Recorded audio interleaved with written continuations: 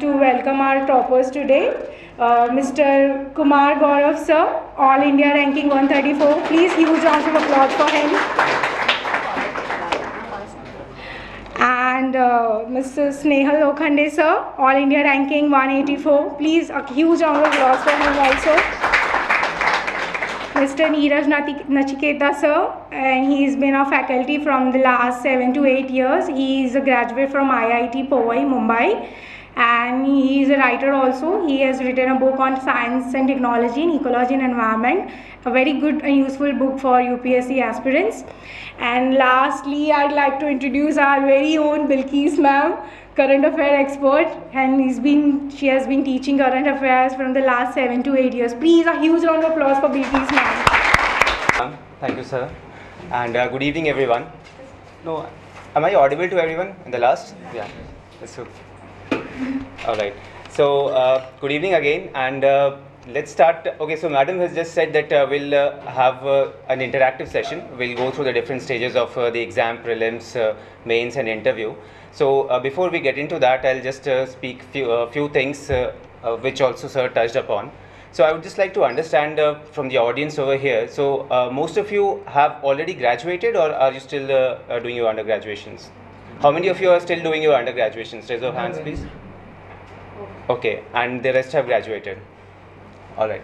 So one of the things that sir said is that that if you are still studying, or if you have already graduated, and if you are working, then you will find that managing time between the examinations and study or work is very important. And UPSC is not an easy examination, as everybody knows, but it is also not something that cannot be done together with either your studies or your work. You need to properly plan your time, and you need to give a dedicated amount of time every day that you study or that you work, and you need to ensure that the flow never breaks. So that is very important. If you are a working professional or if you are studying, you need to ensure that along with your study or your work, you give a dedicated amount of time. You have a strategy or a roadmap which is planned out as to which topics you will cover by what time, and stick to that. Have faith in whatever strategy you are adopting, and carry on with that. Give a dedicated amount of time every day. Never lose the flow. And as madam said that, in the introduction session we had that there will be highs and lows, but you will have to keep yourself motivated, and there are a lot of ways to do that. And once you do that, you need to, because this is also a long journey. In the exam, even if you clear it in your first attempt, you will be going through the entire process for more than a year or so. So you need to have patience and perseverance throughout the process, and have faith in yourself in the way that you are approaching the exam. And although certainly along with the faith in your strategy, etc., you need to keep cross-checking that how good or whether you are progressing or not, with the help of exams, with the help of test series, etc., peer group, study group, etc. And then see how you progress throughout the entire journey. And I think if you put in the right amount of effort, and if you really want to do this, so the most important thing is that how strongly do you want to compete in the examination, or how strongly do you feel to enter into civil services. That feeling has to be very strong, because this is not going to be an easy thing, right, for a year or for more than a year or so if you are in the process. So you need to be very sure as to why you are doing this, and the reasons should be there in your mind, and then keep on working for that. And then I'm sure that you will be able to get through sooner or later. So that is one thing that I wanted to cover, apart from what we'll be discussing later on. And obviously it needs to be an interactive session, because there are different people over here, different questions, and that will be the best way to get also what you want to know from us. Okay, so that will be. Thank you. Thank you so much. Snehal, can you come up and just share your thoughts with us?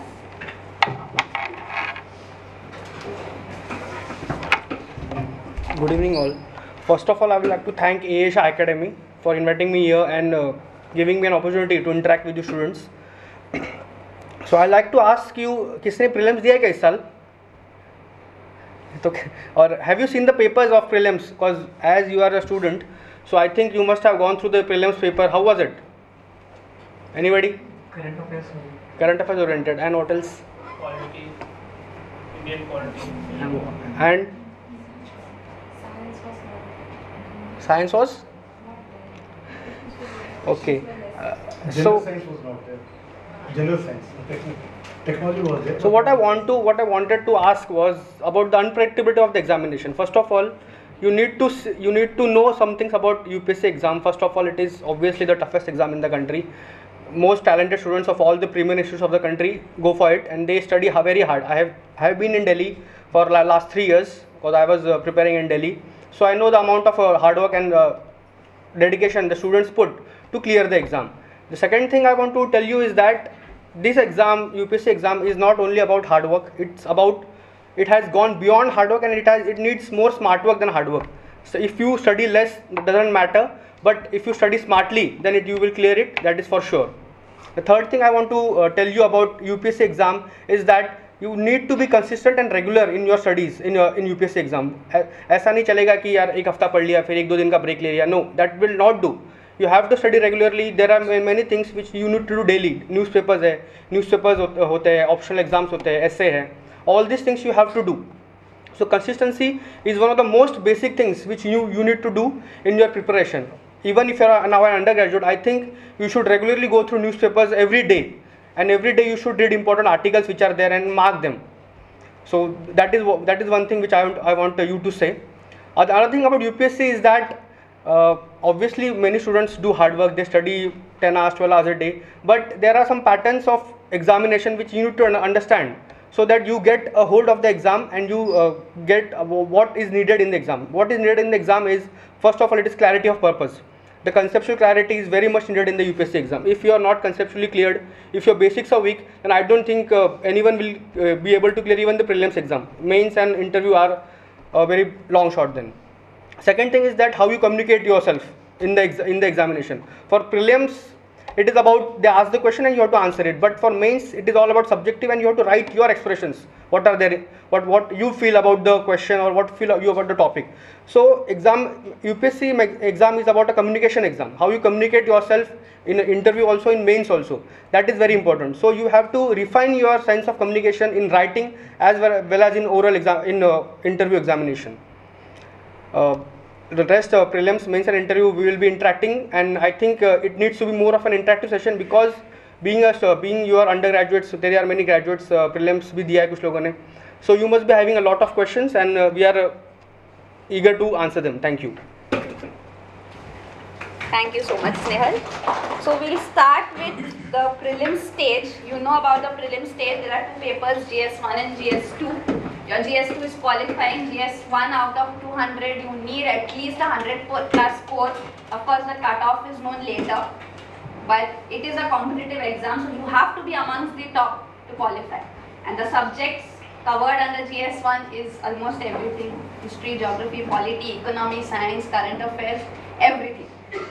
So how do you go about preparing, and what should be the strategy? As such, we'll just have a few words from the toppers, and if you have any questions after this speak, you can ask your questions too.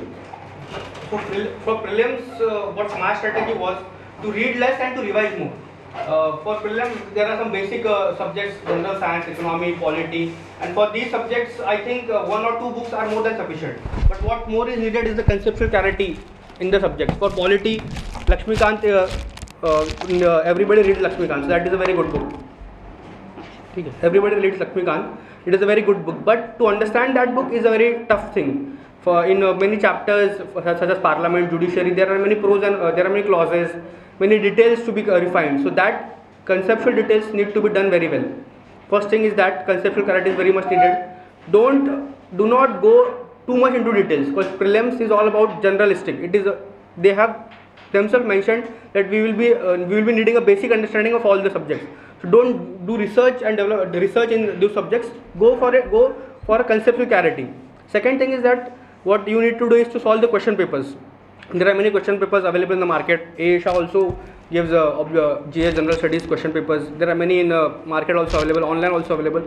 So I think that you should go through these question papers and see the type of questions which are coming in the examination, because UPSC for prelims this year, the paper was highly unpredictable, and the cutoff, that is why the cutoff has come very low to around 105. Last year it was 116. This year they are predicting that it will be coming around 105, 104. So the reason is that the students could not predict the questions which will be coming in the UPSC exam. So you need to have an open mind, and you can think that any question can come.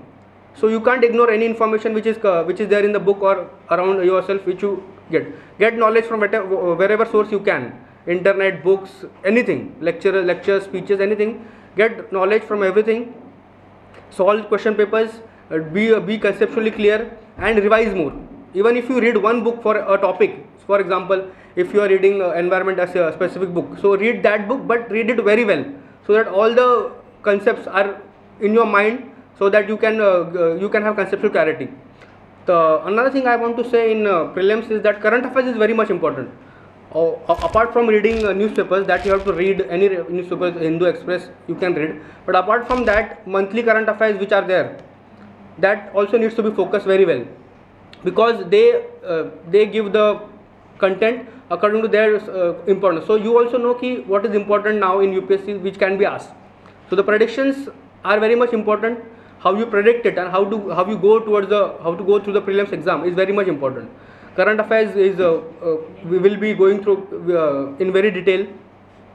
Another thing is that try to give more and more test series in the prelims exam. For mains, writing is important. For prelims question, answering the questions, attempting the questions is very much important. Time management, as in GS, is not a big issue, but in CSAT, this year it has been a big issue. So time management also is very much important in prelims exam.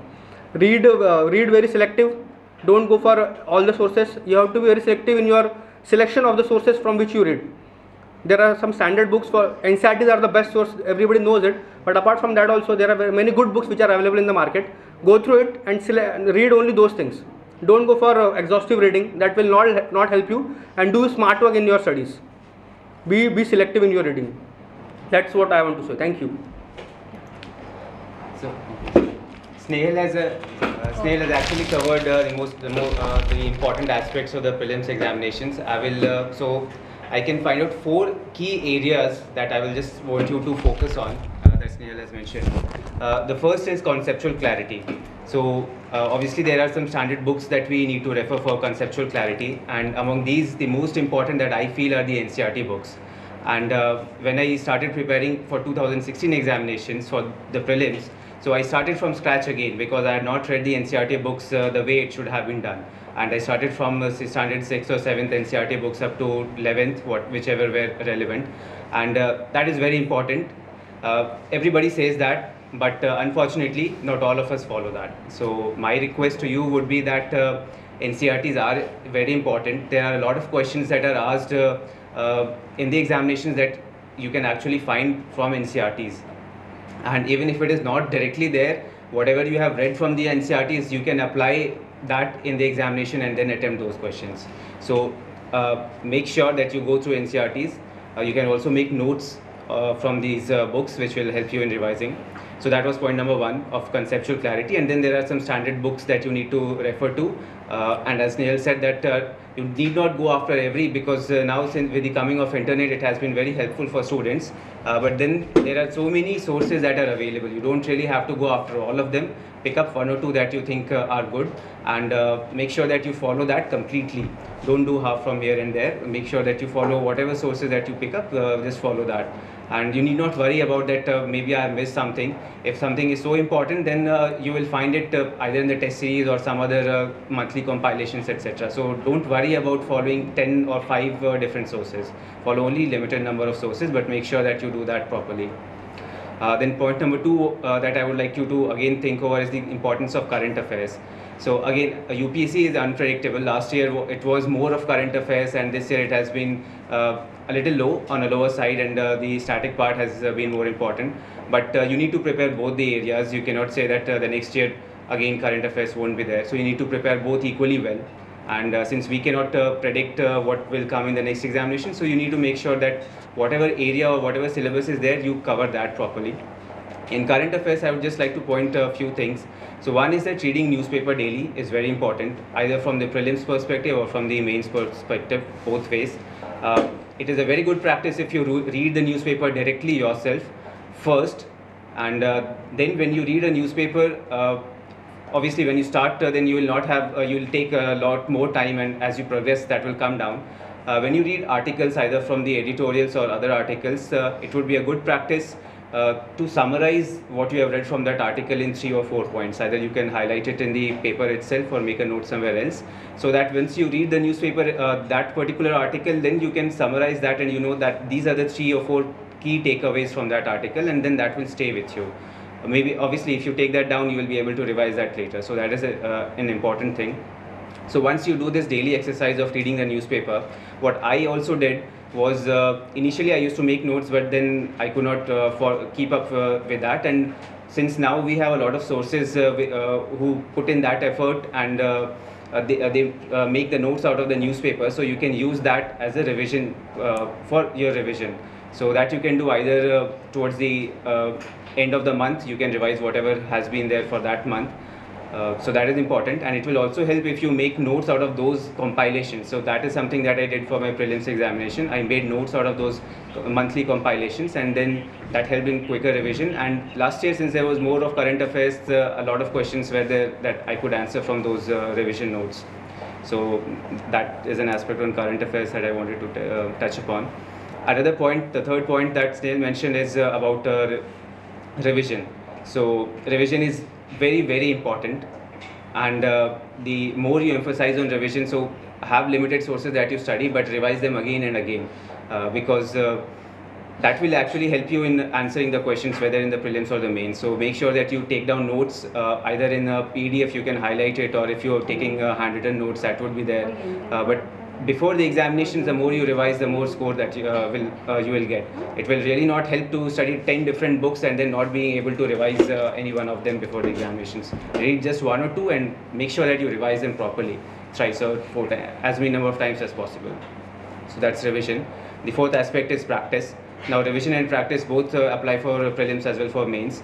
For prelims, make sure that you practice a number of test papers. It could be 20, 30, whatever.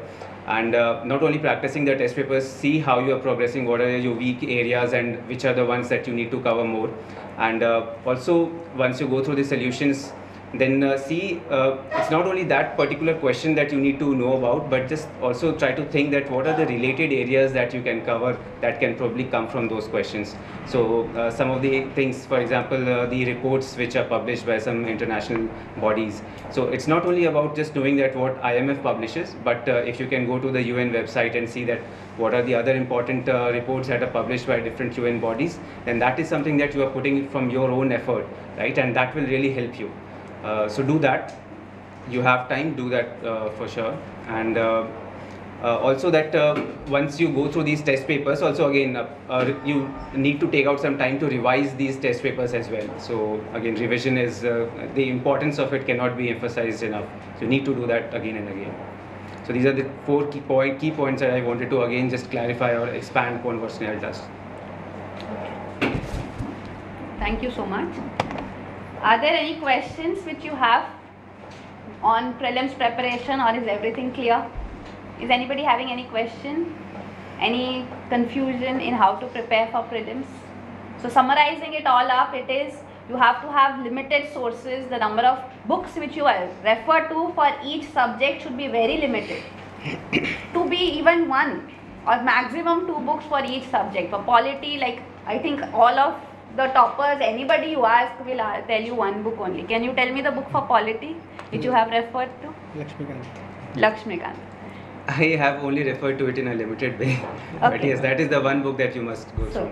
So that is for polity, there is 1 book, Lakshmikant. For history, if you ask any topper or you look at any topper's interview, you ask the toppers which we had earlier, presently too, for history, would you like to? I preferred NCERT.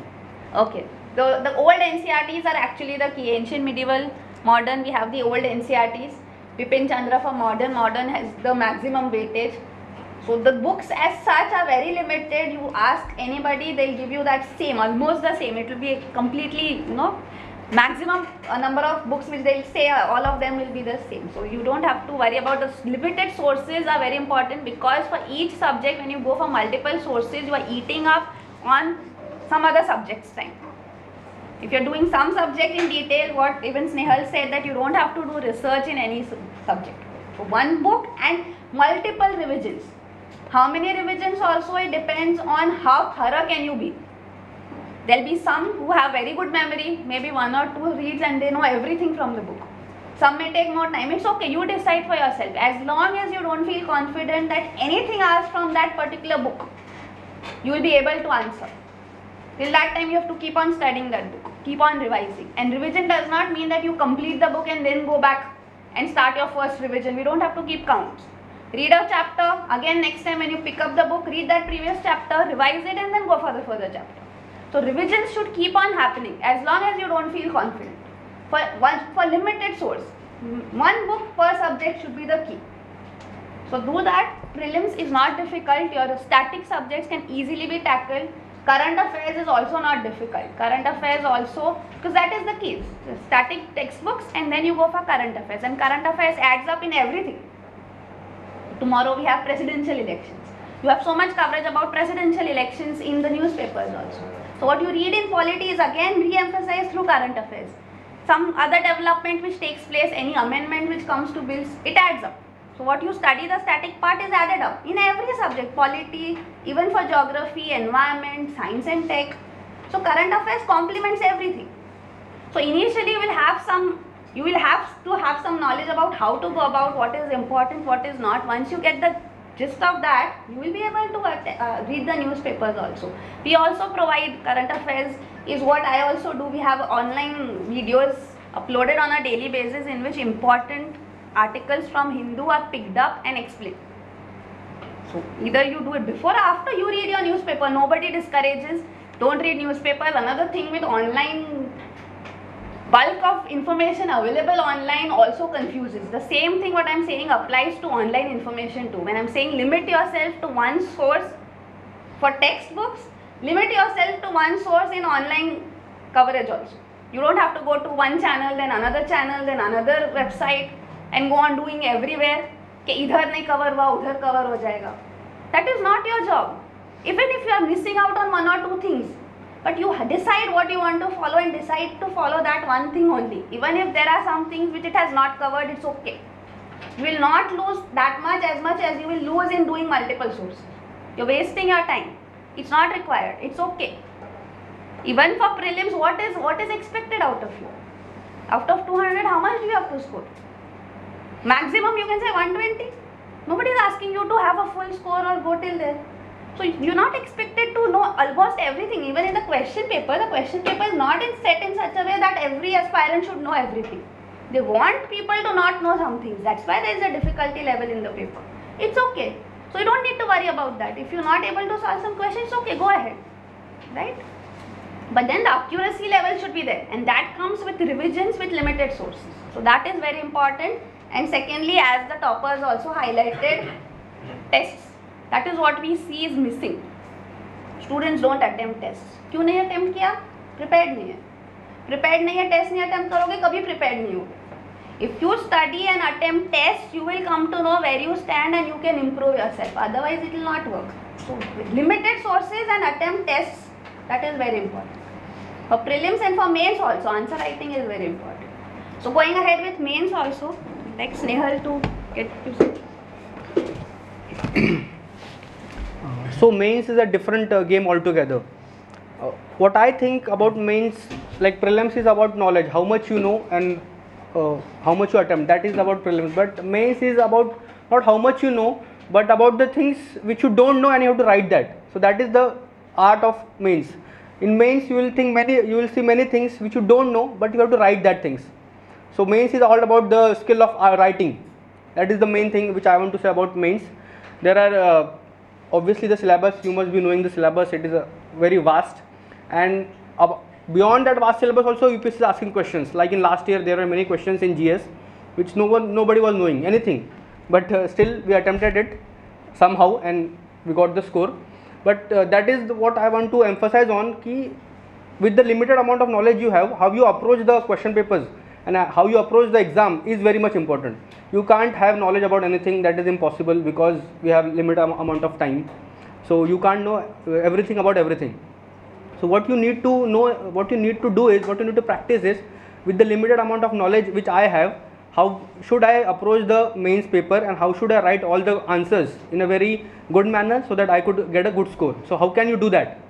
that can be done with exhaustive practice of writing the answers. That has to be done on a primary basis, whichever year you are trying to prepare, 18, 19 or 20, whatever, but you need to start the practice of answer writing from the day one for mains preparation, in general studies also, in options also, and in essay also. In all these things, writing practice is very much important. You need to have a basic understanding of all the subjects which are there in the syllabus for general studies and option also. And what you can do is, a very easy way to prepare mains is that you should do all the preparation in a question answer format. Like for example, if I take a topic of world history, for example, German unification or the German unification, I'll take an example. So what you can do is, if the question is on German unification or the topic you are studying now, so you can prepare around 8 to 10 questions on it. Okay, what type of questions can UPSC ask? Obviously UPSC may ask some other questions also, but still you have a very good idea about the topic. So if you frame 8 to 10 questions on that topic, on a specific topic in the syllabus, and and while preparing you answer those questions, then the preparation will be very good and you will be able to answer most of the questions which are coming in the paper of that topic. So that is a approach which I used in my in last year preparation and before also, to prepare your all the topics in the mains in a question answer format. In my option was political science, and in that also my approach was that I used to take the questions, previous year's question papers I used to answer them, and then I also used to frame questions of my own. What kind of question can come in the exam? Obviously I can't predict everything, but if you do it exhaustively, then you can have a very good idea about that. So you can do that exhaustive preparation of the question and answers, and then you can frame all the things and do a topic in a very good way. Along with that, to write the answers, you have to join any test series you can join. I will not name anything, but join a test series and try to write the question paper in a 3 hours period, because in mains examination, the answering 20 questions in a 3 hours is a very tough task. I have seen my friends who are able to attempt only 15 questions, 14 questions, 13 questions, and by that they miss around 75 to 80 marks. If you are missing that thing, then you are out of the race. Already you are out of the race. I think Kumar also will emphasize every mark matters in the exam. On each marks in selected candidates also, on every mark there are 4 to 5 candidates. So I think you must emphasize on each and every mark that you get in mains, and mains is a very much important, because if you get good score in mains, then your selection is already, you are in the list. Interview will decide your rank, but if you are good in mains, but if you are bad in mains, then interview becomes a very deciding factor, and interview is highly unpredictable. So you can't say about that. So focus very much on mains. Try to write at least 2 answers every day. That should be your daily practice. Write 2 answers on GS or optional or essay. For essay, I'll tell that you write essay every week and show it to your mentors. They will try to rectify the mistakes which are there in the essay. Essay is also highly subjective, but something innovative is always appreciated in UPSC. If you are innovative in your approach in essay, then I think you will score a very good score in essay. For GS, basic understanding is needed. Too much depth is not needed in general studies. You need to have a basic understanding, and you need to cover the syllabus, whole syllabus, in a question answer format, in a topic wise manner. For optional, it depends, because optional is a very different game altogether. So you have to select your optional very cautiously. That I will suggest. Please don't select optionals which are not scoring, which you don't have interest in, and किसी से सुन लिया कि यार ये अच्छा optional है तो मैंने ले लिया, ऐसा मत करना गलती से भी.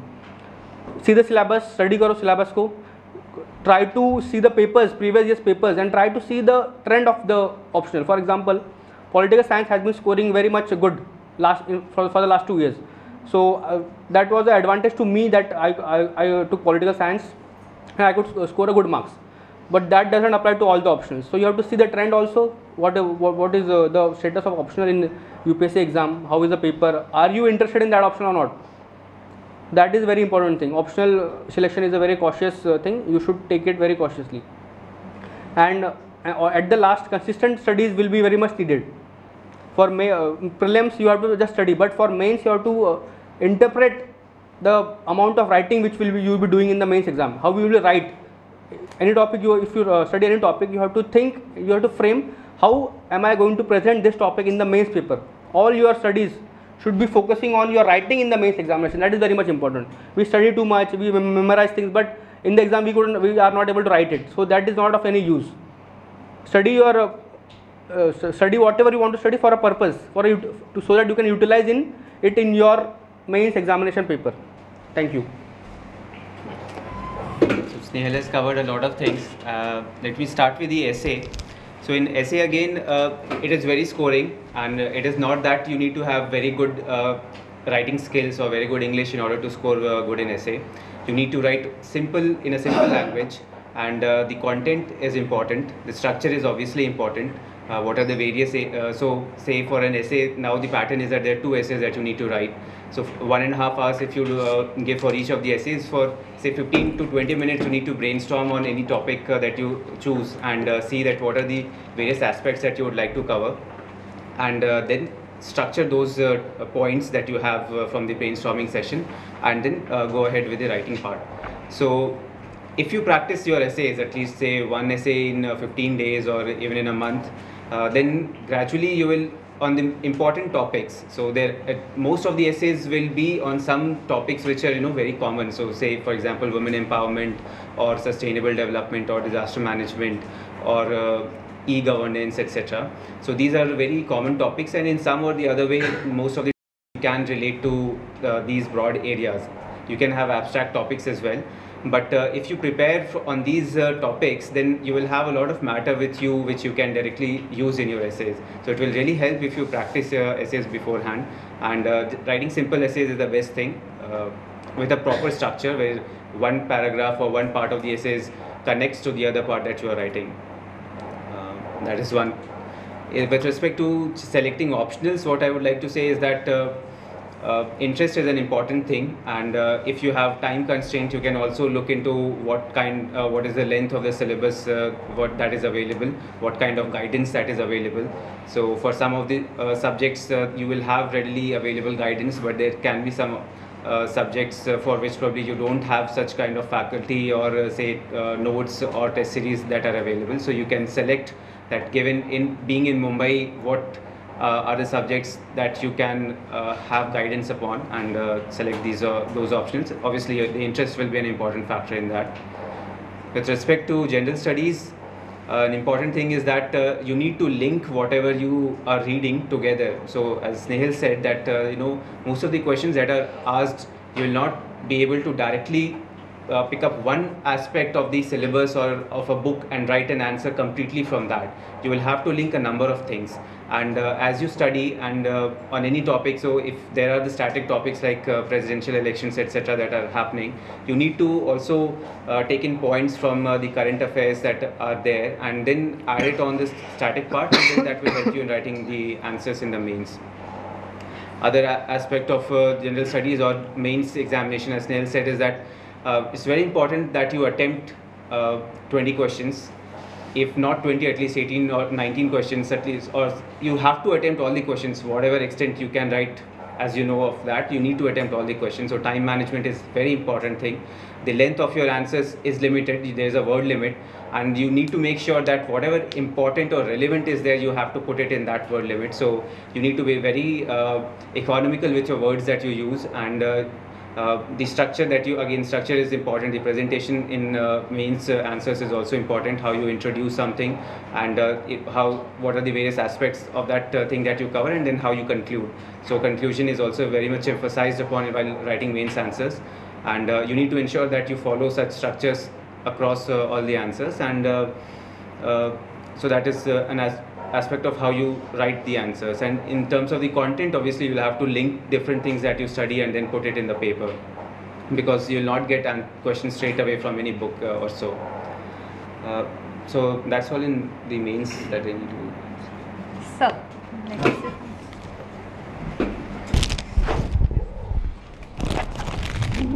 As Snehal and Gaurav has said about it, even today's class also, you know that those students who were there in the classroom yesterday and today, I emphasized the same thing in the answer writing.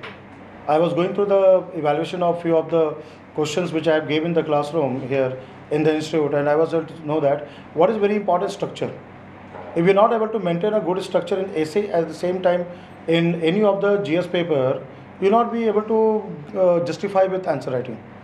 One very important thing which I really always keep on saying, what Snehal has said, that, and even Kumar has also emphasized on that.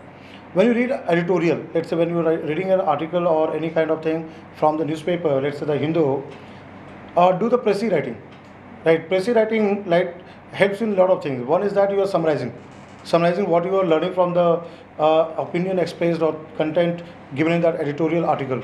Second is that you are also having a writing practice, right?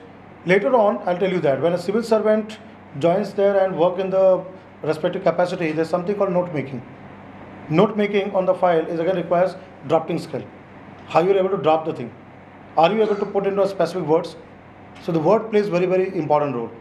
And your answers should reflect that you are knowing about economic concept or environmental concept or science and technology concept or geography concept or polity concept. And I'll tell you that now the examination, mains exam is becoming so dynamic that it is not asking you a direct question there. That's what I say, that whatever books you read, right, you go to number of books, any reference books, you have to create answer on the spot when you write the exam. Because it is nothing like that you read a chapter or something from a book and directly the question comes. It will never be there. Right? For example, let me give an example. Question has been asked to link modern days in terms of construction or architecture with Indus Valley civilization. Right? So how do you correlate with that? Indus Valley civilization, Harappa civilization, their town planning with the modern times. Then in relation with Gandhi and Bose, Netaji Subhash Chandra Bose. So you read history books, you read Bipin Chandra, modern India, but there are sometimes interconnection which you fail to do that. So what I want to say, once you are done with the general studies, your next task is to go to periphery. Try to connect the points, and this is where mostly challenge lies. And then link with current affairs. What you read in the newspaper, they're based on that. Question is asked in the examination. Now, why the question was asked on Netaji Subhash Chandra Bose and linking with Gandhi thing? That's the static part what you read in the modern India. The reason is that last year there were declassification of the files of Netaji Subhash Chandra Bose. That was in the news. That is current affairs. But UPSC will not ask you direct current, because everybody knows about that issue in the newspaper and the media. What question was asked? Modern India, from the static part of history. Is the trend of the UPSC. That's what is happening. Right? I'll tell you that you can score very good marks in mains exam. It is within your reach if you know how to tackle it and how to approach that. That's the part there. So mains exam, whatever they have shared, I totally agree with them, and they have gone through the examination process. And if you follow this, I'm very sure you will score very good marks in mains exam. Right? Thank you. Are there any questions? Yeah. Yeah, my thought is this: like I'm going to take philosophy option. So can I get details regarding that? I think since how many of you are over here going to opt for philosophy as an optional? So only, okay, there are 4 people. I think we can discuss it separately also, because maybe we might be eating into the time of others. But as overall, what I would like to say is that philosophy is an comparatively easy optional, and there are good sources that you can refer to, and it's also very interesting. So what is important is again learning. So for some of the areas you need to understand it conceptually, and again, although you understand it, but you need to learn and then revise it so that you can actually relate to it and write it in the examination. So very briefly I have touched upon, we can speak later and talk about it. Yeah. So, I just have a question for you guys. Like when you upload your mail, you're writing the answer. What vocabulary do you use, the word quality? Because we live in India, we have a textual thing that's completely different in writing skills. So what is that thing you use? Vocabulary. Yeah, the vocabulary, the word quality, what kind of qualities you use when you create your own answers. You usually have a basic English, but is that accepted in UPSC competition? Yes, you need to write only simple words. You need to score good marks. See, for some of the technical terms that you need to include in your answer, obviously you will have to put in there. Otherwise, it has to be very simple, right? It doesn't have to be a flowery language in the mains examination that you need to write. And it's not I mean, because the speed that at which you need to write is very fast, so you can also not frame very good sentences and take all of that time to write it down. So whatever comes in quickly, short sentences which explains what you really want to convey, that is it. That's what is important. How many test series should you give in this for the mains, like in a week? In a? In a week, how many test series can you give for mains? How many did you give? So that depends upon the time that is available. So what I wrote 10 for the GS. Not all each of the GS papers. I think it was 12 combined for all the 4 GS papers. But if you have more time, it will be always good to attempt more. But that was only the some test series. Other than that, I also did a lot of answer writing practice separately. Yeah. It's written in your mains, it's written in your mains question paper, content is more important than I have the attended my mains last year. I went to an interview. I couldn't clear for my interview. Okay. So that's the reason I just want to score good in mains now. Yes. So that is all that is written in your before your questions only, before the questions start. That content is more important. What kind of language you use is not important. If you are using a flowery language but there is no content in it, you will not get the score. So you will have to have content. That is it. How to start the answer in mains, like giving heading or with the introduction, next content subject or conclusion like that, or you can go directly. You don't have to write the words introduction or content, body or conclusion. Don't use these words. But obviously what you write should reflect as that this is the introductory part of the answer. So you are referring to something which has been asked or written in the question itself. That will form the introduction. You can use some statistics to start with in the introduction, but don't have to use the words. And in the conclusion aspect, it has to you need to summarize, not rephrase what you have already written, but you need to summarize what is the main idea that you have put in your paper. Sir, what should be the strategy for GS4 paper? Ethics. Case studies and the theory. What are the sources? You want to take that? So there are 2 sections in ethics. First section is about conceptual theories and all that stuff. So for that I referred to lexicon. There is a book called Lexicon, and the terminologies. There are notes available for the definitions of all the terms: empathy, probity, integrity, all that stuff. So I think that you need to go through all these definitions because they are being asked in the exam too much frequently, and also about the examples, live examples. They ask you that define integrity and give 2 examples of your life or something general they ask. So I think that for these kind of questions you should be prepared already. You have to read the terms and you have to prepare 2 examples. If you prepare an exam, it will take your time. So I think that you should go for it in an advanced manner and you can go through it. Yeah. Theories part is not so much scoring as the case studies. Case studies is the most scoring part in the ethics case studies. 6 case studies are coming in the exam. So what needs to be done in ethics case study is that there are some approaches towards how to attempt a case study. For example, there is an approach of ethical values. I approach a case study with the values above. Then other case studies I can approach with the stakeholderism. Who are the stakeholders in that? Other case study I can approach to the dilemmas. What are dilemmas I am facing in solving the case study? So there are 7 to 8 approaches. Like these are the approaches. 7 to 8 are there. Maybe more, maybe less. You need to have a detailed understanding of all these approaches because you need to write all the 6 case studies with the 6 different approaches in the exam. Only that through that you can score a very good score in the examination, because if you write all the case studies in only one approach, then the examiner will not be very happy with your paper. What I did in last year was that I studied all the toppers case studies. I took the toppers answers and I tried to analyze how they are approaching towards the case study. So different approaches I got, 6 approaches I got. I used that 6 approaches in the examination. For example, there was a question about the land acquisition law. So what I did was I used the legal approach in that. What are the legal provisions available in the constitution or in the acts in the government which I can use? So there was a right to compensation law enacted. So I wrote all the provisions of that thing. So in that case study, I tried to use the legal approach. In another case study, I tried to use the ethical dilemma approach. So these approaches you need to have a good understanding, and through that you can score very good marks in the case studies things. That is the thing you should go through your case, your ethics paper. For section 1, again there are many questions which I think you will not be aware, because this year also there were many questions which nobody was aware and nobody had read it.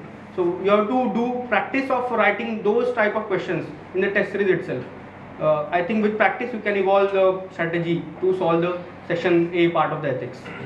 So for the theory part of ethics, reading the lexicon book and practicing the test series will be sufficient for the theory part. For the theory part, sufficient I can't say, but you will have a good idea, because obviously you read exhaustively, but there will be many questions which you will not be knowing. It happens with us also, it happens with everybody. बहुत questions आते हैं जो नहीं पता होते, but how to write it is the skill you have to acquire. And sir, in order to understand those 6 to 7 approaches which we mentioned, we need to study the toppers writing answers. Yeah, writing answers. They have written answers. You will get it on net, easily available on net. So you can get it on net and you can study it. Detailed study will be required. It will take time, but once you do it, then it will be very good for you and you can easily approach the case studies. Sir, books you follow for political science option? What I followed for political science was only the notes of Vajiram, Subramanian ma'am's notes, and the crash course material. I did not follow any book because I was not having time. Only this year I did change my option this year only, last year only. Before that my option was geography. This year I took political science and I tried to do it in 3 to 4 months. So I did not get time to study all these books. So I did only notes and I could do it. So you being an engineer, why did you opt for the engineering options? Because I did not study that well in engineering. My option was not available in UPSC syllabus, so I didn't follow it. Is it tough? I mean, I'm currently pursuing a mechanical engineering, so I wanted to ask, is it really tough or is philosophy? No. If you are pursuing and right now you are interested in civil services, so you can study the engineering aspect from that angle as well. So it will be good. It will pick us for very good marks in these options. Should be taken for mechanical engineering? Which optional subject should be selected for mechanical engineering? Mechanical engineering itself is an optional subject, so you can take that. What about mathematics? Is it? I'm not sure if it is very much related to mechanical engineering, but if you have an inclination towards mathematics, you can do that as well. There are some blogs available which will guide you through how to approach these option studies. Actually, optional selection is a very important decision which you make. That will make or break whether you are qualifying or not. That will be the deciding factor. So you have to take your time to decide your optional. Start with general studies preparation. Look at the subjects which are there, because we have many IIT graduates also, IIM graduates also. They don't take up the subject of their graduation or post graduation. They don't. Why is it so? Because already when you are doing general studies, you are studying everything. History, geography, polity, all. So there are so many optional subjects which overlap with these. So that helps you with that. So it helps you in general studies, it helps you in your optional. So you get a base with that, you can expand. So if you have the interest is the first and foremost factor. And you have to look at how it does. It sounds very vague to say कि market में optional कैसे चल रहा है वो देखो, वो बहुत जरूरी है, वो देखना बहुत जरूरी है. So there are optionals which don't do well. There are some people who score. There are toppers with that optional too. It does not mean that if I say some optional is not doing well means nobody clears with that or nobody gets good marks with that. There will be people you will see who got good marks with that optional too. But the overall trend, few of them of course yes they got selected, but majority of them are not doing well. वो पीछे हो रहे because of the optional subject. So that way you have to look at it. So you look at how it is doing, whether you have the guidance or not, and of course first and foremost whether you are interested in optional or not, the optional which you are selecting. Because general studies as we said research नहीं करना है, optional में करना है, optional में in depth जाना है. GS you are doing overall, you have to have a general understanding. But in optional you have to go in depth, and if you are not interested you will not go in depth, you will not have answers with substance, you will not get scores. So you have to decide your optional with your interest, take guidance, speak to people and finally decide for yourself. And take time, start with your studies, start with general studies, look at the subjects in general studies which you are studying. You will understand your inclination, then decide. Any other question? Yeah. Go ahead. Actually, I am very young, at a very young age. I am just past my 10th standard. And I am very keenly interested in UPSC for IFS services. So I want a decision, or I can say opinion, that for which stream I should opt. It will be better for me. I think it's too early to say one stream is better for UPSC. So go with what you are interested right now, and whatever you choose in some or the other way, you can use that in your UPSC. So you should not approach it as what is good for UPSC and then choose a subject right now. No, I am basically very much interested with art stream. So I am asking that it's a very good decision or a proper decision I am taking. Mostly I think there are a I number have heard those toppers like you all are engineers basically. So I am really very scared that I should opt for arts or not. No, so engineers are also taking other subjects as optionals, right? And so it doesn't really affect. And there are a number of students who also, see, you will find more engineers because there are more engineering graduates who appear in the examination, and there are almost around 8 to 10 lakh engineers who graduate every year. So the bulk of the graduates appearing in the examination will itself skew it. So it's not really that only engineers will qualify. There are a number of students from humanities and arts sections who do qualify, law and so on. So you should take up something that you're interested in right now.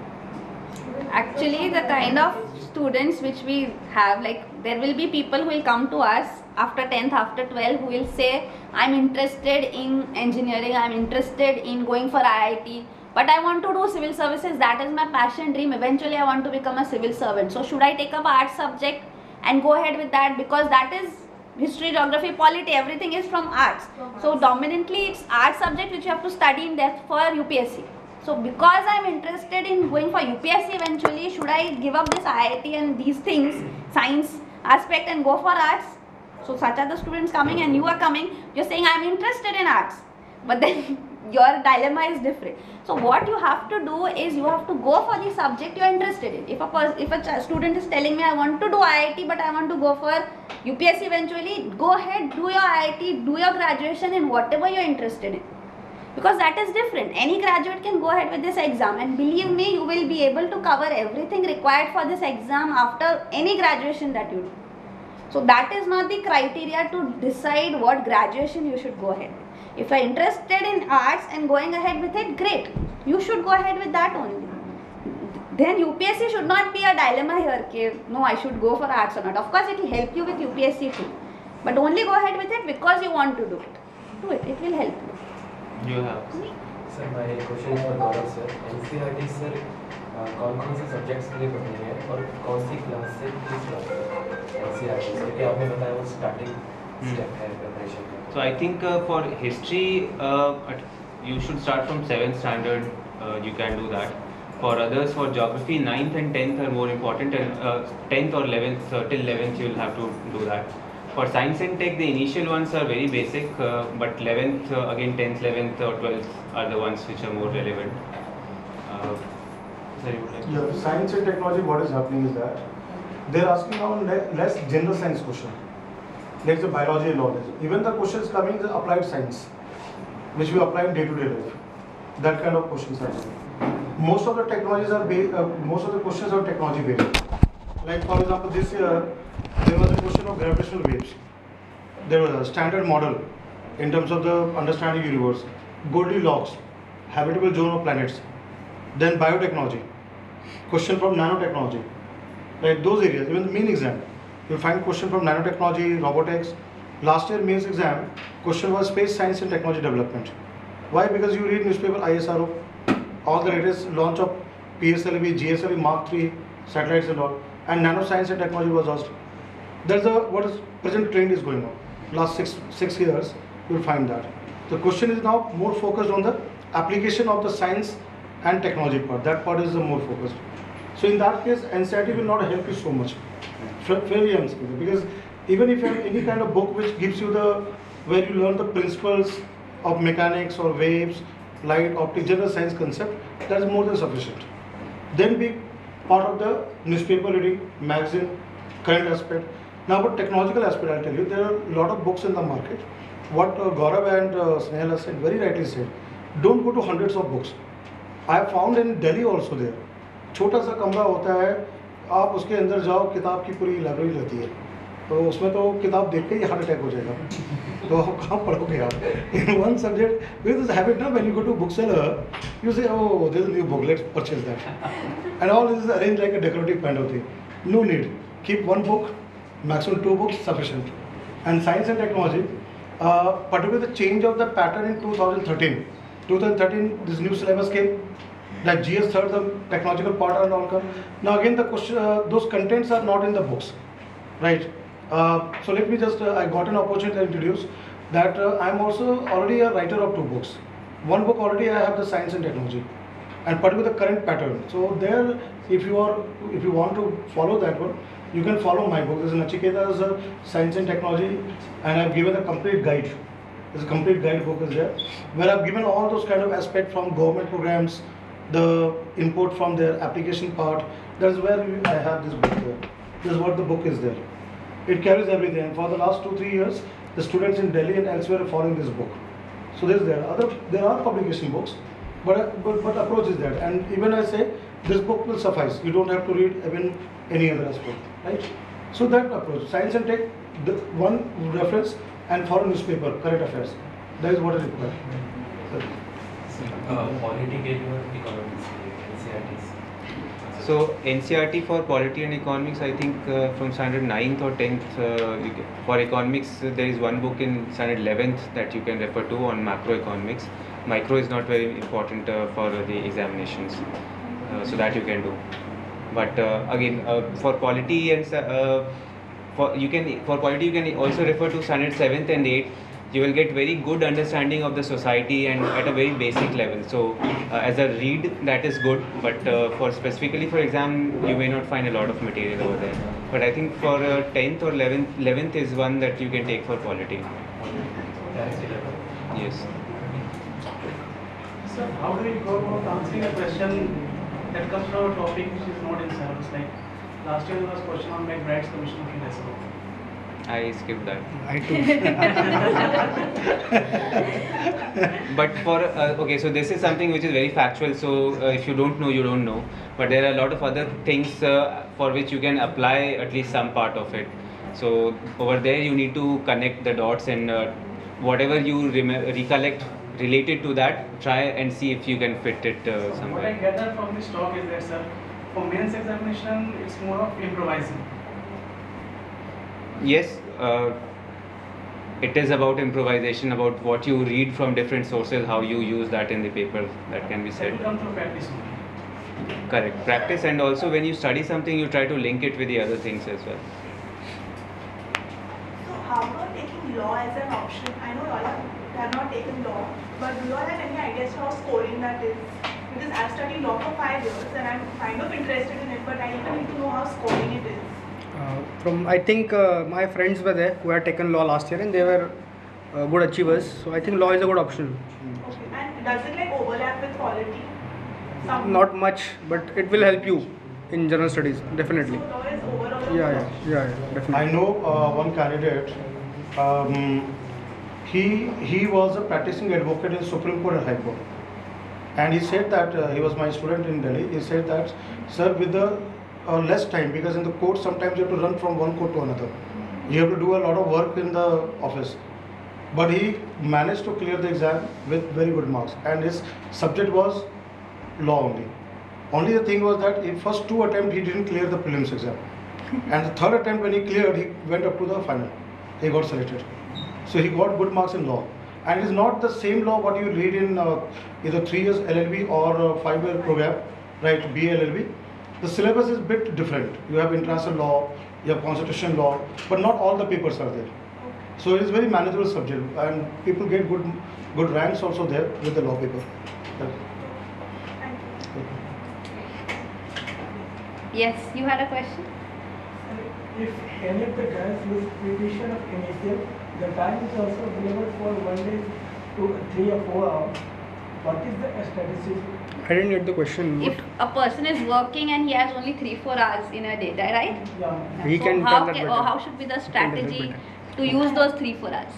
Okay, so Or can there be more hours too? How was your experience? yeah, so 3-4 hours if you have every day, you need to take up some. So one thing is that certainly you need to give at least half an hour to the new current affairs part of it, and don't keep it for the weekend because it will pile up and you'll not be able to do justice to that. But once you give that, say 30 minutes, 45 minutes for the newspaper current affairs, then you need to take up one subject, whatever you have in your study plan, take that up and do that way. But what I feel is that maybe for couple of months before the exam, if you are able to get leave, so that will help you, because and that also depends a lot on the kind of work that you are doing. So if the hours are fixed, say 9 to 5, then it's easy, then that way you can continue with the job and do it. But if you have hours which can extend sometime to 10, or you don't know, you have pressure of projects, etc., then probably getting off or away from work for a couple of months and then focusing on the exam will help you. Anybody else has any question? I have one question. She mentioned about current affairs. So my doubt is like sir also said like it generally doesn't come directly. We need to go around. Like how much? How can we tell like how much we need to go? If there's a topic, we need to go to the other website, government website. How much? How extend? For general studies, don't go too deep. Don't go too deep. For optional, you have to do some kind of research. But for general studies, what you can do is you can limit your information to some sources. For internet, or don't go for internet too much. Go for newspapers, because newspapers there is limited information, and that can be analyzed very well. And that you can summarize all information, and then you can refer that information in your paper. So whatever is asked in the question paper, ignoring that, what we know, we have to write that skillfully so that we answer the question. That is how you have to skill yourself, you have to practice yourself in the answer writing, because we can't know the limits of UPSC. UPSC can ask questions from any topic, outside syllabus, inside syllabus, doesn't matter to them. But we have to limit our information because we don't have to go into details of all this stuff. So for general studies, not for everything you need to go back to the different websites. So what you get in the newspaper, that is sufficient. For specifically to prepare topics like what are the government schemes and programs for them, or policies for them, you need to go into the websites and you can get information from there. But you can restrict yourself to the newspaper for most part of it. Which newspaper should be followed on a regular basis? I did Indian Express because my option was political science, and that helps in my preparation. And there are these monthly magazines like Competition Success and Competition Review. They also need to be the information is overlapping basically. So if you are getting information from one source, no need to go to other source. And so I'm not really sure about the Competition Success Review, how much it will help. Probably Yojana is one which you can refer, because that has got a lot of coverage of government programs and a number of things. It has got special editions, so that will cover, say, for example, skill development can be one edition. So you'll have a lot of material on that from that edition. And for newspaper, I think Indian Express is fine, Hindu is fine, whatever you can want to refer to. For current affairs, you have to do a newspaper regularly. The Hindu is generally, since a long time it has been the Hindu, but Indian Express is also fine, because any newspaper you pick up, there will be 8 to 9 or maximum 10 to 12 topics in news or whatever is important, and that will overlap. That will be covered in every newspaper. So it's not, you should have an understanding of what to pick up, what is relevant to your syllabus or not. So for that you should know the syllabus thoroughly and the kind of questions asked. As long as you don't know the syllabus and the kind of questions asked in prelims as well as in mains, you will not be able to read the newspaper as required. So maybe initially you will need some guidance about how to go about, what topics are important, what news you should read and what news you should ignore. Yes. There's this website which summarizes daily news with respect to UPSC. So yes. Can I read that instead of newspaper reading entirely? I think it's Bilquees is there. See, we are also doing current affairs. Is it good enough? See, it depends. I personally didn't do it. I read newspapers, so I won't comment on that thing. I myself am doing current affairs on a daily basis. I prepare videos explaining, like the newspaper I pick up is the Hindu, so whatever are the important headlines from the Hindu news, that is picked up. A summary of each article is made. We post it on our website on a daily basis and we make a video on it. So I deliver a lecture on it, explaining it in simple terms, that what is the news all about. So say in 20 minutes to 30 minutes or sometimes maximum 40 minutes, we cover up the whole newspaper, whatever is covered, not just what is in the newspaper, with each news, whatever is the topic. Like today there was on Skill India Mission, it has been 2 years to Skill India Mission. So everything about Skill India Mission, the background, what is it all about, what does it cover, under it which are the schemes, Kaushal Vikas Yojana. So all that has to be covered, which will not be done in the newspaper. So that all work is done. We prepare news, we put in some images also because that helps in recollection. So we prepare that whole article, put it online. We make a video explaining the whole thing too, and you can follow that on a daily basis too. But then that's what, it should not replace. You can just glance through the newspaper because there will be many other things. ऐसा नहीं है कि हिंदू को छोड़ देना है, क्योंकि बहुत कुछ होता है. अब Lalu issue, so that is not important. That nobody is going to ask you that in prelims or mains. But then that is what you should know about. It's not that you should not know about it at all. So एक glance through आप कर सकते हो newspaper का, but कौन से topics important है, you have to have an idea. If you are capable enough to do it on your own, you can skip all this. I would not recommend. You can do it on your own, but as long as you can't, you take help. When you can, don't. Anybody else? Any question on mains, or we'll go for the interview experience? What should be the structure of this? Any particular or?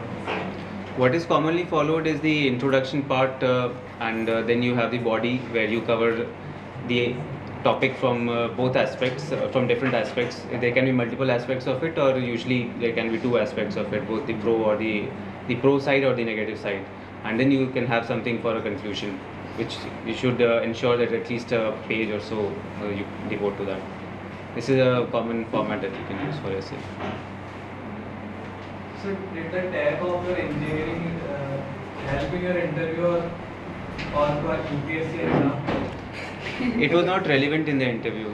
Nobody, so I was not asked that as an engineer why. In some cases people are asked that why as an engineer, or why do you want to join civil services, but it's not very something that you need to be worried about. You don't need to have such biases or such ideas कि arts background से है या engineer है या IIT से है. Eventually what will count is what your content is, how much have you prepared for the exam and what you have to show. With your prelims, with your mains in your answers, and even in the interview, how do you face it? And believe me, interview is not also a tough task. It may be, you feel dreadful about it presently because you are not prepared. But once you go through the entire stage of preparation, prelims, mains, and you go through a year or plus time of preparation, so much of information will be collected by you and you will have so much of knowledge, and that will instill confidence in you. Then you will have that confidence to face an interview also. So you don't need to worry about interview presently, that how will you face that. You will be prepared for that through the exam process only. And then it doesn't matter whether you are from what stream as such. इस बार IIT Delhi से 25 students appeared in interview, and the board which they faced, they got a very general marks in interview, very less marks, and many of you not qualified this year exam.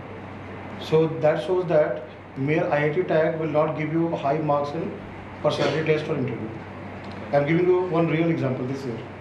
I know the students there. I personally know them, but they have got less marks, right? And they all have failed in this year exam. They have written the prelims exam again. That is the thing there. So it doesn't matter whether you come from doctor or engineer. Is all your personality judgment in that case of interview there. Yes, Gaurav, can you share your interview experience with us? Okay. So for interview, again, the basic thing is that it is a test of your personality and not a test of your knowledge. So obviously the way there will be questions asked which can be factual and so on, but what they really want to test is that how you think about that particular thing and how you present yourself. So what I would like to say that whenever you start preparing for your interview, the first thing is to understand that why do you want to join civil services, which is the most important question, and this is a question that most of the people are not able to answer properly because they have not thought through this one. And you need to really think through this answer again and again. This thing may change over a period of time the more you think about it, but before you get into the interview panel or in the interview room, you must be sure about why you really want to join civil services, and you need to be honest about what you are saying. It is not just to fit into a particular answer that you say that why do you want to, and that goes for all questions asked in the interview. You need to be very honest while answering the questions, what you really think about it, and then answer the question. So when you do that, what it will help is that you will have the confidence to speak. If you are speaking the truth, you will have that confidence, and that reflects when you are speaking. So that helps in the interview. And another thing that I would like to say is that you need to be humble. So after going through all the process, one may think that I know everything under the sun, and what I am saying is the correct thing, and if somebody in the panel presents a different point of view or a different opinion, then that is wrong. So you need to be humble. You can be firm on what you are saying, because if you really believe in it and you have your reasons to support what you are saying, then that is good. But if there is something that is being told to you, then you need to be open and humble enough to listen to that. And if you think that there is something that you had missed, and then you can take it in that as an input and include in your answer. Or if you still believe that no, what you have been thinking is good, then you can go ahead with that. But need to be open and humble to the board, because the people who are sitting there know a lot more than what we do, and so that is one. And if you are sincere in your approach towards the examination and towards the interview, then that will definitely reflect in the way you are answering and the way you are presenting yourself. So sincerity is something which is important at all stages of the examination, and certainly for the interview as well. In terms of preparation for the interview, what I did was, some mock interviews will help you. But you really need to see that some of the mock interviews focus too much on the factual aspect of it. But before you do that, you need to also again introspect and see the kind of person that you are. What is the kind of view that you support? So it's a very common thing that there is a leftist view and a rightist view and a centric view. So what is that you are supporting? And you need to link through different aspects of what you study, and you see that which is the one that you are supporting. So suppose you can pick up anything, on any of the topics which are contentious, and there can be multiple point of views on that, but there is something that you would be supporting. So that has to come out once you introspect and see, and that needs to be linked through different topics. So it is not that you have a particular point of view on one aspect and then there is something else on another aspect. So for example, right to livelihood, if you are talking about, say, surrogacy, and over there if you say that right to livelihood, for surrogacy a female should have that right to choose whether she wants to go into it or not, then that has to be linked to different other contentious employment or livelihood opportunities as well. Say for example, selling liquor, or the issue of dance bars that we see in Maharashtra, and you need to see that how do your point of view connects through all of these. Because once you take a particular opinion, present a particular opinion on one issue, and you may have a follow-up question on another issue, and if you haven't thought through that, then probably you may appear as a contradicting your own standpoint or your own point of view. So, and to do this, what will help is that you go through the transcripts of the interviews, people who have already appeared in that, and you try to answer those questions yourself. Both questions which are related to different factual aspects, as well as personal related questions. You will have your own answers to those questions. Prepare, work on that, and if you do that for a number of interviews, then you will have a good question bank for yourself as well. And you would have thought through all those questions, and then it will help you in the interview process. Can you share your interview experience as such with us? Like, how was it? What kind of questions were asked? Yes, so there are websites where students who appear for the interviews, they post their questions, what answers they replied to. So you can use that, refer to that. In terms of my interview, in the interview that I appeared in, most of it was factual and it was related to DAF. So the detailed application form that you need to fill in before your mains examination, which is a way which summarizes all that you have done in terms of academics, work, what are your interests, etc. So my interview was very much linked to that, and I was asked more questions about the consulting work that I do, and questions related to economics and finance, etc. So that's the way that went for my interview. Some questions were also related to philosophy, defense, but very few of them. And then there can be interviews where you have a lot of current affair based questions. So you have to be prepared for all of these things. Anything can be asked in it. Can you share some questions which you were asked, which will help us get some idea? So to start with, again, obviously it was, why do you want to join civil services, the salary and all so different, and still you want to do that. The other questions were related to related to RBI, so the Monetary Policy Committee that has been formed, does that affect the autonomy of RBI or not?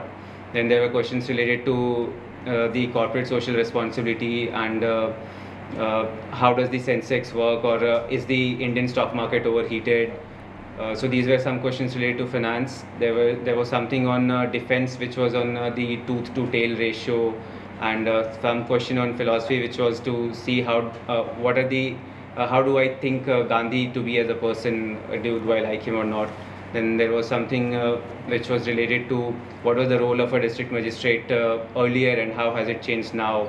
And so I was also asked that in case of curfew, what is the IPC or CRPC section which applies in there. So these are some of the things that I can recollect. Can you share, Snehal? Can you share your interview experience with us? So my interview experience has been quite different. This was my third interview, and in the first interview I got 185, in second I got 173, and this third one I got 151. So my score has been decreasing. I don't know why, but my interview experience I like to say is that question is obviously, he said that it is not about knowledge, it is about your personality, and it is about the situation, how you react to the situation of the questions which there are. This interview, my basic questions were about political science, my optional, and my background. I have worked in a power project, so most of the questions were from that topic, and some of the questions about political science. That how do you see globalization? Now there has been Trump, due to Trump there has been a reverse of globalization. So how do you see that? How Indians will be affected by that? Do you think that it is good for India that the globalization has been narrowing down? So these kind of questions, and the questions were followed by more questions. So I was trying to answer them, but I couldn't give them a satisfactory answer. So that is why I scored less marks in interview. But for interview, what I suggest is that you prepare your DAF well. Detailed application form is that there in which your background is detailed. So most of the questions are asked from that, your background, your engineering or your graduation, whatever it is, 10, 12, from which place you belong, from what are your hobbies. The hobbies are one of the major focus of interviews nowadays. What are, if you have won some prizes in quiz, sports, anything, they will ask you that thing. Your place of where you belong, that will be questions, that will be the questions. So these kind of questions are basically the content of the interview. So to prepare them well, I'll suggest that if not now but later when you prepare for interview, at least prepare 500 questions from your DAF, detailed application form. That will help you a lot. And be sincere, be honest, be humble, be firm, and don't argue with them, please. I have seen my friends who had argued with them and they have got very less marks. I have seen my friends getting 100 also in interview. That is a very less score. So don't argue with them and be humble. Be yourself. That is the basic thing about interview, and you will get a good score. How big is the panel and how long does the interview take? My panel was BS Bassi. No, how big? Now. Five, and my interview was around 30 minutes. Yeah, that's the average. Any questions? Sir, for Gaurav sir, like you were also working. Somebody who is working is only having 4 to 5 hours in a day. Like, how you approached those 4 to 5 hours, and did you take leave from the job? Yeah, so in that 4 to 5 hours, my mistake was to read newspaper for 1.5 hours.